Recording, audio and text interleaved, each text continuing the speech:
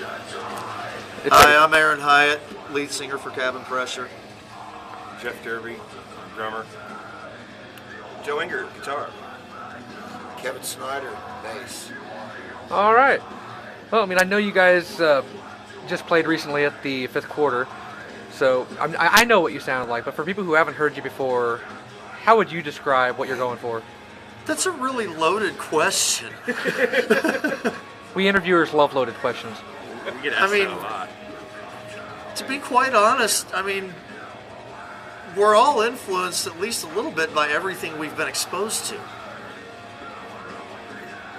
Yeah. But like, so what's your main? What do you like to listen to then? I guess would be the good question. I think the more accurate question would be, what don't I like to listen to? No, I'm not fond of polkas. Yeah, polkas not so much. That's about it. I listen to everything. I think that's why. Yeah. So everything but the kitchen sink. Yeah. For the most part, yeah. I'm a Rush freak. So you're gonna make him play the Rush, right? Make him do the faster drumming. He has a cover for that. Well, your songwriting process. Do you guys write as a team, or do you guys all bring your own parts to the table and just put them together in the studio? It usually starts out as either just a bass riff or a guitar riff being brought to the table, and then we all pretty much just fall into our own individual parts, and then It starts to meld. yeah, it all just starts to mesh together, and where I get fully involved in it is if it just grabs hold of that right part of my conscious mind or my subconscious mind, and then I just spit out the lyrics. Well, do you guys like to work stuff out yourselves in the studio, or do you like working in front of a crowd, like putting new songs up? We've been known to do that. Yeah. We've been known to finish a song the night before, and he's never heard it, and we just throw it at him anyway. And really some brilliant shit comes out of that. There are times that some just amazing stuff comes out of that. It's like it's a gift. Well, I guess I try not to think too much before I take the stage. I like to be just as surprised as everybody else by what comes out. So do the songs tend to change a lot when you're working them out there? Yeah, I mean, they're still changing. everything is still evolving. I mean, we're They change every time we play. Yeah, they're a little different every single time. It's just, and we've been playing some of these songs for 3 years. 3 years, and they're Yeah. still evolving and changing. And then we got Kevin, and we're rethinking everything now because his style of bass playing is so fucking out there and so just. Well, yeah. I mean, it you changes just everything. came into the band, right, Kevin? And It's been It's a little over a year Yeah. ago now, probably. yeah. so how have you been putting your stamp on the sound, like on older songs versus stuff you're doing now?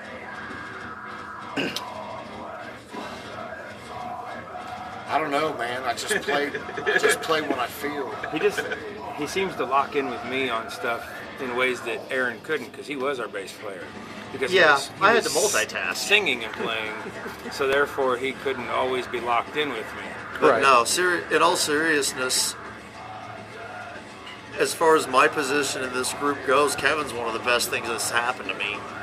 Just for the fact that Now you get to be a front man and be out there. I can use so much more of my vocal range and my dynamics because thinking. I don't have this 8-pound yoke on my shoulders. And Yeah, it looked like you were having fun getting out there up on the speakers and shit like that. oh, I'm having a blast with it. He's finally started to figure out what to do with his hands. And I mean, as far as what it's done for the rhythm section, these guys are my heroes. Yeah, every once in a while you get to play as a drummer, you get to play with a bass player that just rocks your fucking socks, and it's happened 4 or 5 times in my life. He's the newest one. And these guys just make my job just totally easy. I mean, once they get locked in, I don't have to worry about what's going on back there. I just got to make sure that I'm playing the right stuff. Yeah. Well, do you ever have trouble making yourself seen since you're way in the back all the time? I'm not worried about being seen as much as I am about being heard, and there's not a complaint on that yet. Yeah. Yeah, don't look at me, just listen to me. Well, I like to ask, and I can ask each one of you, when you're listening to a song or writing a song, what makes a perfect song? Simplicity. Well, I mean, it worked for Paul McCartney, right? Uh-huh. You know, keeping it simple. And always put a fucking break in the song. It's one of those things. It's that Phil Spector School of Songwriting. You know, that guy's got how many number ones? And yeah, he's doing something right. I think one of the things with us is that you get a lot of bands that everybody's trying to do, oh, look at me, you know, the guitar player's trying to play over the drummer or the singer, and it's like a big competition. I think with us, there really is no competition. Everything's done for the betterment of the song. It's all about balance. And if there's some part that's a little too busy, I mean, there's a lot of times we'll back off of different things just to kind of let the song breathe and take a life of its own. Is it harder to get that down? I grew up playing in metal bands and thrash bands and stuff like that, where everything was ultra complex. It had to, there had to be so many different changes, so many different riffs going on, and it's refreshing to not have to do that. I've simplified my playing so much for this project; it's not even funny. Even in the songs that are like an odd time, like we got like a new song, Nothing Holy, and it's like a delve into odd time, and even that is simplistic in its approach to the odd time. So it's just, this band is really based on keeping it real simple, straightforward. It's about the groove, it's about the lyrics, it's about Joe's killer little fucking guitar lines he comes up with. Song's supposed to tell a story, right? Right. Well, if the music that you're playing along with the lyrics that you're singing communicate to your audience, you basically, the perfect song communicates what the singer is singing about. It makes the audience know what it's like to be in that particular, whatever the song's about, whatever that situation is. You know, it communicates the feeling behind it. And that's where Aaron's really good at capturing the feeling of whatever the riff is and turning it into lyrics. He's quite a wordsmith. These guys are the real genius here. I'm just the messenger. Well, do you guys ever have the problem where you get something down in the studio and you can't necessarily work it out on stage, or where it works out better on stage? No. Not yet.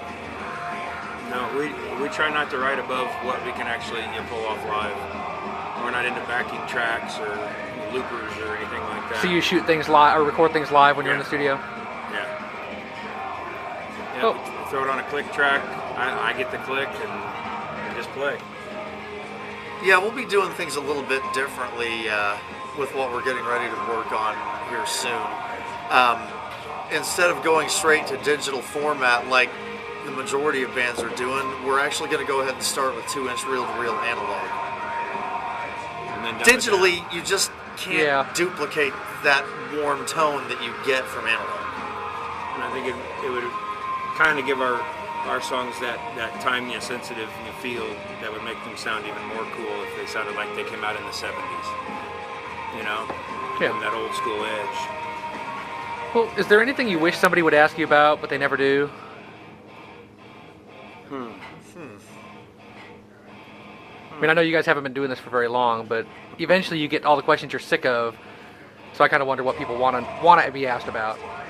Well, we haven't necessarily been doing it as long as far as this project, but everybody here has individually been doing this for quite a number of years. We're a bunch of old farts. I don't know.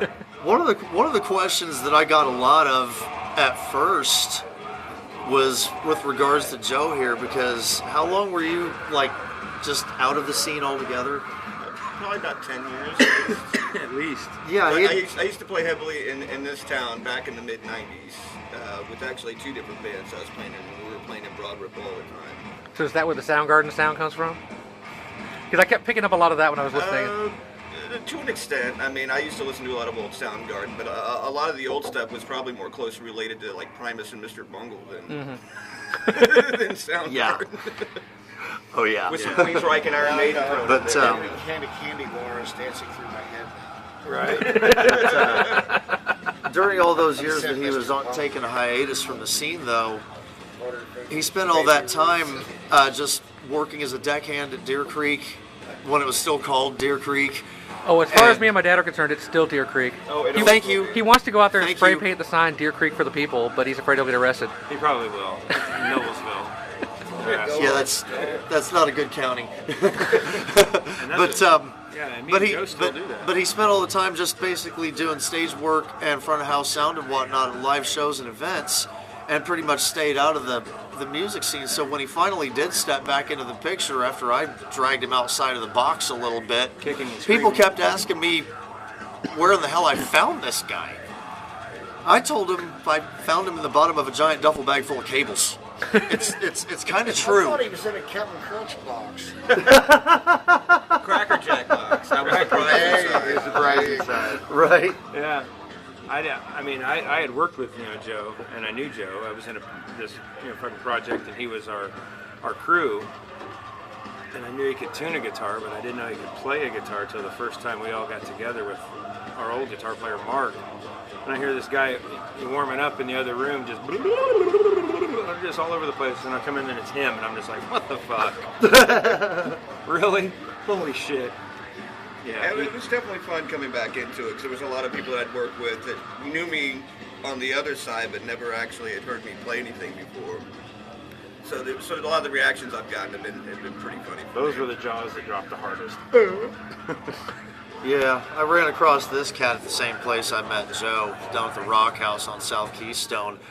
It's funny how that happened because it was actually an open mic night, and I got up on stage an acoustic open mic night. He was with Radio Effects at the time, and so his kit was up on stage, and I got up on stage just by myself with an acoustic and just started playing some of this stuff, and the next thing I know, a drum beat just kind of materializes behind me, and at that point, is like after I got done playing, he came down off stage. I walked up to him. I was like, "Dude, I really want to make a band out of this. Do you want the gig?" And he's like, "I'm there." Because we did like 4 or 5 songs. He just kept throwing these original songs out. And what's funny is the majority of what I play on those songs now is the same shit I played that very first night I got to hear them. And I love that. Well, is there anything else you'd want to tell people who are, planning to check out your music or want to see a live show? Please Bring your come balls. out. Please come out. It's hard for us to find good bands to book shows with because we don't really fit into a certain niche. Well, yeah, you guys were opening for Catalytic, and Yeah, you were about right. the opposite from them, but you worked it. Yeah. Amazingly enough, though, we actually got a great response out of a crowd of metalheads. Yeah. Which those are the hardest ones to please. Yeah, that happens. There's actually, as far as the way that particular show came up, there's a little more of a history behind it than that. See, I had met the drummer at Catalytic prior to that, but that's not how I got on the show. Ryan Noblet, the singer of Flesh Suit, is the guy that I used to be in a band with back in the mid-'90s. And one of the other bands we used to play with all the time was a band by the name of Vehement, who their singer, guitar player Mike Brewer, is the singer-guitar player for Old Rebel Minds, who was on that show. So it was almost kind of a reunion show that we just Catalytic added on to. But since we weren't the metal band, that's why we went ahead and got put in the opening slot or whatever, which was perfectly fine. great. And that's why we ended it on a scream. Yeah. Yeah. Once the metalheads figure out that you're for real, they're pretty accepting of Yes. whatever you're doing. I mean, the thing I've found about metalheads is they like a lot more variety of music than they're given credit for. Very true. Well, I started off playing metal. I was, I did too. I grew up in South Central Florida, over 45 minutes south of the death metal capital of the world when all that stuff was breaking. I mean, I played in speed metal bands in high school and thrash bands back then. That's all I did for a while until I heard jazz. That changed everything. Jazz. Holy I just love working with these cats because they're not afraid. They're not afraid to experiment. Yeah. One of the CDs that I listen to for like meditation purposes, it's by an international group called Nomad. The title is Cairo. The music on it is basically like Egyptian/Middle Eastern type music. Mm-hmm. I'm wanting to bring some of that influence into this. The drum beats are just ridiculous. Have you listened to it now? Yeah. I listened to it the other day. That was cool. Yeah. My hands full. No, it's been great talking to you guys. You too. course, we still haven't brought out the banjos and mandolins yet, but that's probably coming soon. Coming soon to a CD near you. Sure. They call it original music for a reason. Right. Right.